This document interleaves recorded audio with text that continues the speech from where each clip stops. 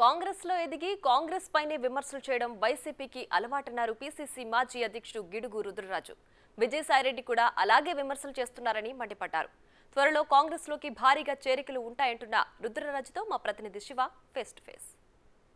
Congress party పునరుత్తేజం కోసం కూడా ఈరోజు షర్మిల బాధ్యతలు స్వీకరిస్తున్నారు. ప్రస్తుతం ఇందిరాగాంధీకి సంబంధించి కూడా నడిచిన దగ్గర నుంచి కూడా రాజశేఖర్ రెడ్డి తర్వాత ఇప్పుడు షర్మిల కాంగ్రెస్ పార్టీ బాధ్యతలు స్వీకరించారు. ప్రస్తుతం రుద్రరాజు గారు మనతో ఉన్నారు. ప్రస్తుతం ఆయనతో మాట్లాడే ప్రయత్నం చేద్దాం.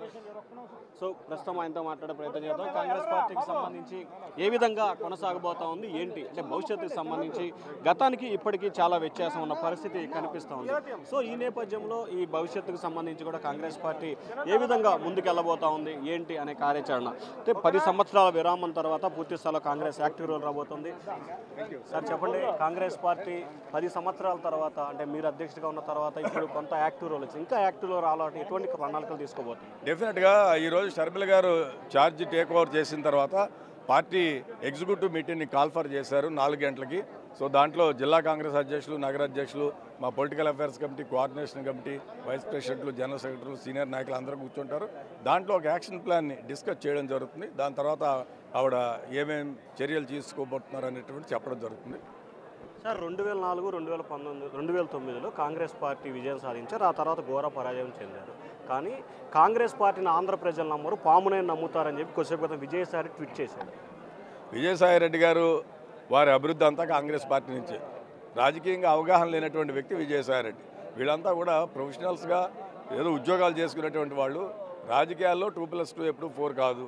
మనం అనేక రాష్ట్రాల్లో చూస్తున్నాం. తెలంగాణలో పక్కన జరిగిన తెలంగాణ ఎన్నికల్లో చెప్పారు.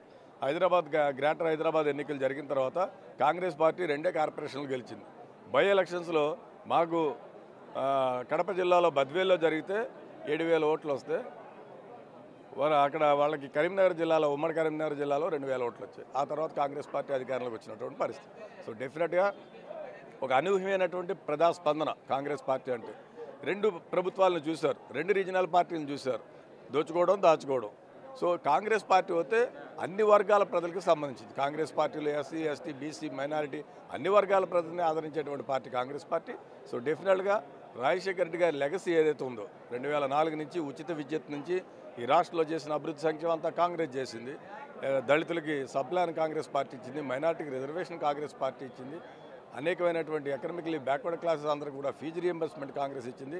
జాతీయ గ్రామీణ ఉపాధి హామీ పథకం కానీ, రైట్ టు ఎడ్యుకేషన్ కానీ, ఫుడ్ సెక్యూరిటీ యాక్ట్ కానీ ఇవన్నీ కాంగ్రెస్ పెట్టింది.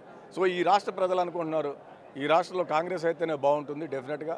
సో తప్పనిసరిగా షర్మిల గారి నాయకత్వంలో రాజశేఖర రెడ్డి గారి ఎవరైతే మేమందరం వారి అభిమానులు, వారితో కలిసి పనిచేసాం. నేను వారి దగ్గర నుంచి వారి క్రియాశీలకంగా వారి పాదయాత్రలో కానీ, వారి బస్సు యాత్రలో కానీ వారికి ఎన్నో విధాలుగా వారితో కలిసి పనిచేసేటువంటి అవకాశం దక్కింది. తిరిగి ఈరోజు నాకు ఒక చక్కని అవకాశం భగవంతుడు రాజశేఖర రెడ్డి గారు రుణం తీర్చుకునేటువంటి అవకాశం నాకు కల్పించాడు. షర్మిల గారి నేతృత్వంలో మేమందరం కూడా ఒక టీం కాంగ్రెస్ పార్టీగా మేమందరం పనిచేయడం జరుగుతుంది. సార్ ఎంతమంది పార్టీలో చేరబోతున్నారు ఈ రోజు కానీ రానున్న రోజుల్లో కానీ?